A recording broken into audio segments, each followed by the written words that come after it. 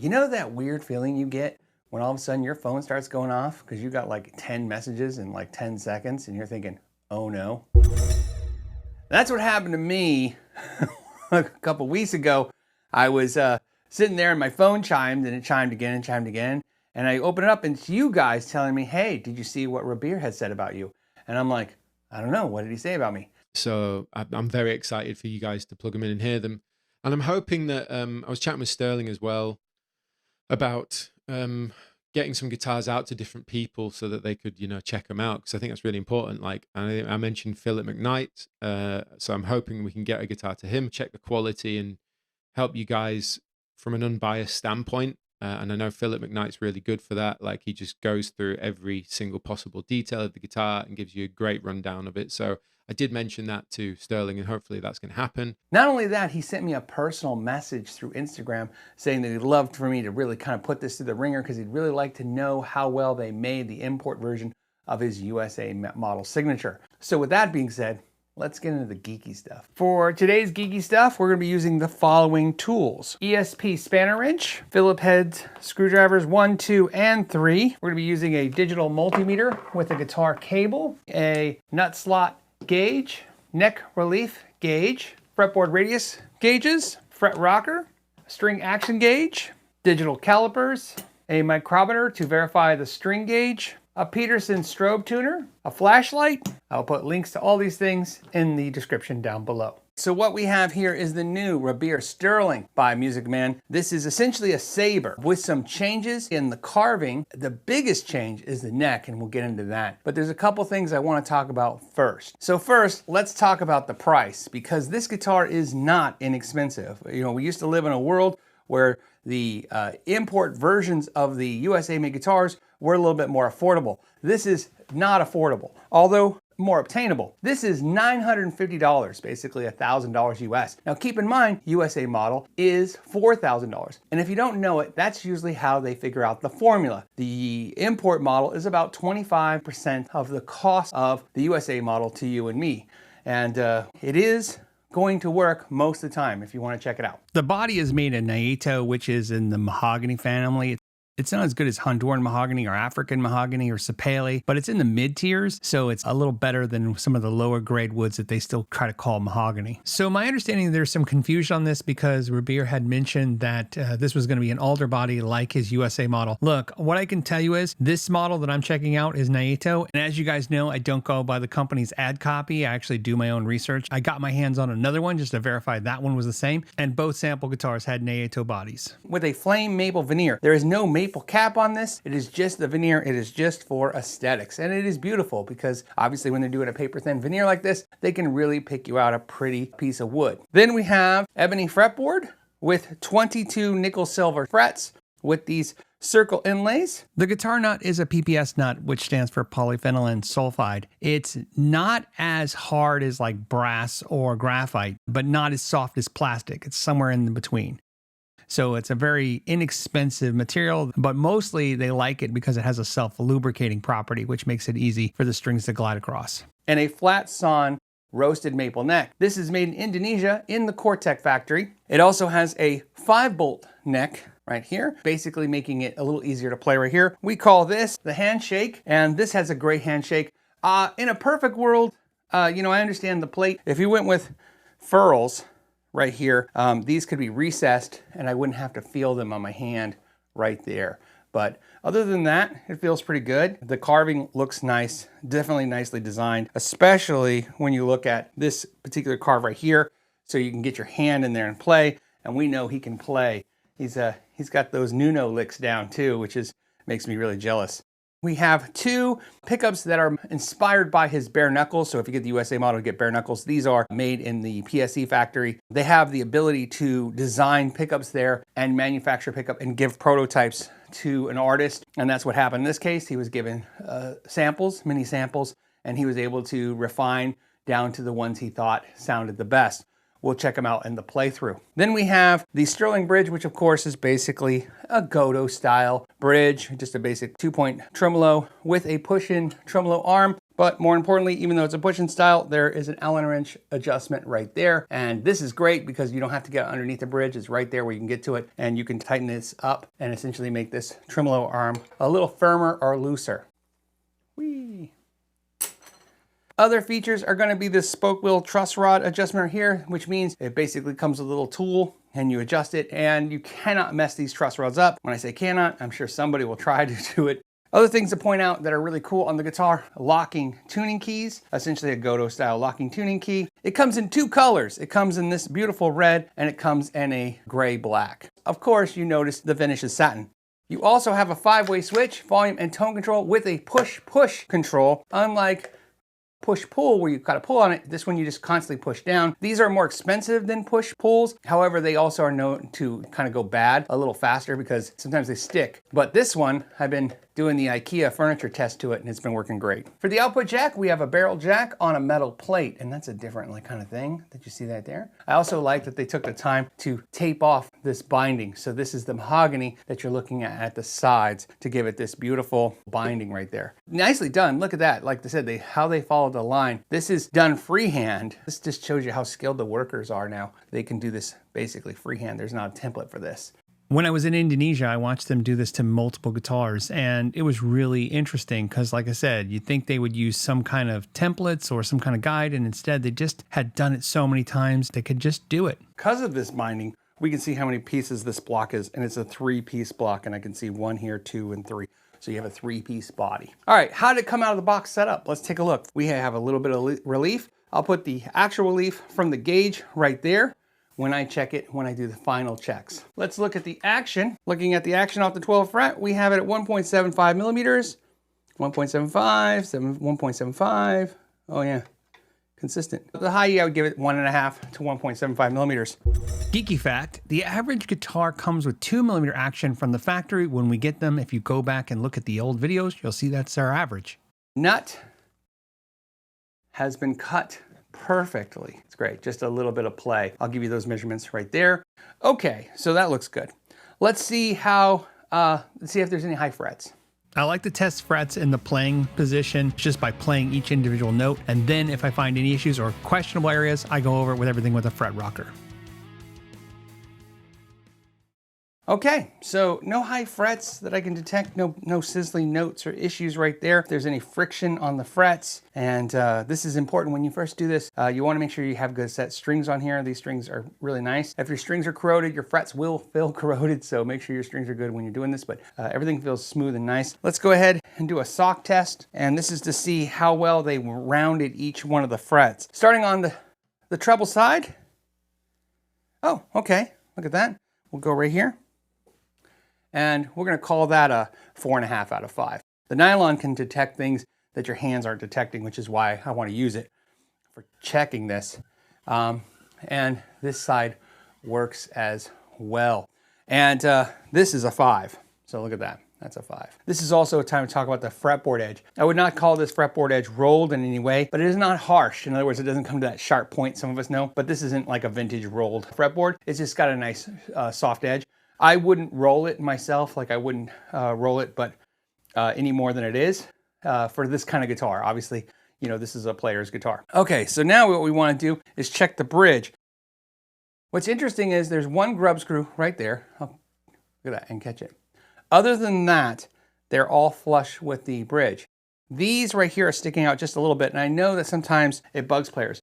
You know, it's something that I really want to focus on when I did the podcast with John Petrucci. Why, when I play this guitar, I rest my hand on the bridge? Why should that be sharp and like dig into my hand? Why can't that be rounded and smooth and there not be any nuts or screws showing there? Like, that's just simple fixes to normal problems. So there's 2 ways to fix this on this one saddle being low, so the screws are sticking out. You can cut the screws down, or you can replace them with new grub screws. monsterbolts.com, and you can get those particular screws. I will put a link down in the description to show you how to do both those things. It's a short, quick little video, how to either fix yours or order the replacement parts. Let's go ahead and do some measurements. Let's take a look at the width at the nut. We're at 43.26 millimeters or 1.703. The width at the neck at the 12th fret, 52.78 millimeters or 2.078. All right, let's look at the thickness at the first fret. Thickness at the first fret, 21.74 millimeters or 0.856. Thickness of the 12th fret, 22.18 millimeters or 0.873. This is a good time to mention, those seem like thin. That seems thin, right? I mean, 21 millimeters, you know, the famous wizard necks from Ibanez are 19 millimeters. To give you an idea, those are like paper thin saltine crackers. This neck is small compared to some necks out there, but compared to MusicNomad necks, this is a juggernaut in size. It is way beefier and thicker than any MusicNomad neck I've ever put my hands on. I absolutely love it. It's the thing that you hope for. Obviously, Rabea, even though he's a big fan of MusicNomad, he was like, I'm holding my ground. This is the neck I want. This neck is absolutely not what you expect. If you've been a MusicNomad fan like me for years, but one of the problems you have is the necks are really tiny, and like the axis and stuff, where it just feels so small. This is your neck. It's gonna feel like not quite the Fender 50s neck carve. That would be a little chunkier than this.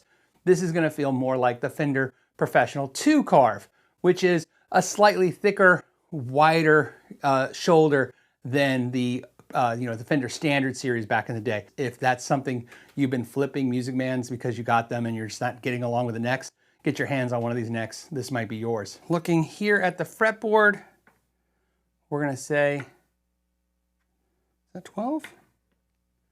So that's 12, we'll go 14. Okay, so I'm gonna say 14-inch radius fretboard on this. This is something that comes up on the regular on the channel, which is when I'm doing tests with Gages, somebody will say, hey, but it says on their website, this is a 12-inch radius fretboard, but you're saying 14. This comes up a lot with guitars. They're going to have variations. More importantly, though, I'm trying to tell you that these Gages are showing a 14-inch radius fretboard. So if it was meant to be 12, it looks like they were a little aggressive with the sanding and flattened it a little too flat. Something else you might want to know is his gauge of strings. Now, what's interesting is he uses a unique gauge of strings. So we'll use a micrometer here just because I want to know what gauge they put on this guitar. Okay, so looking at the high E string, we have a 10 gauge string. I can already tell this is not a 46. So we'll see.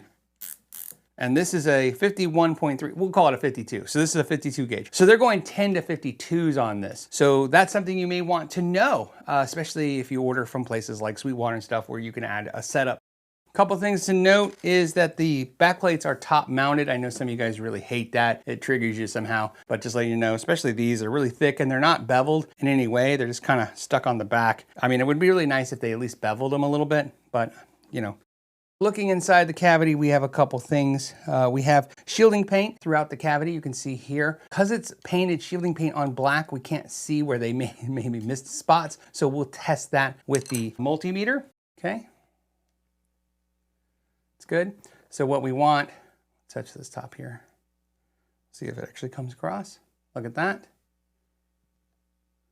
That's good too. It's working fine. There's conductivity throughout the entire cavity. Because we tested this, we should also point out that there is foil on the back of the back plate. So what do we have inside then? Well, we have a 5-way super switch. Now this is a mechanical switch. This is a nice graded switch. They could have done a little cheap PC board switch. My guess is because he's playing live and he's pretty abusive when he plays, moving fast and throwing switches. He wanted something a little bit more robust, or at least they thought to do that for him. Then we have a 500K alpha potentiometer underneath here, with a 500K push potentiometer right here with a capacitor for the tone control underneath there.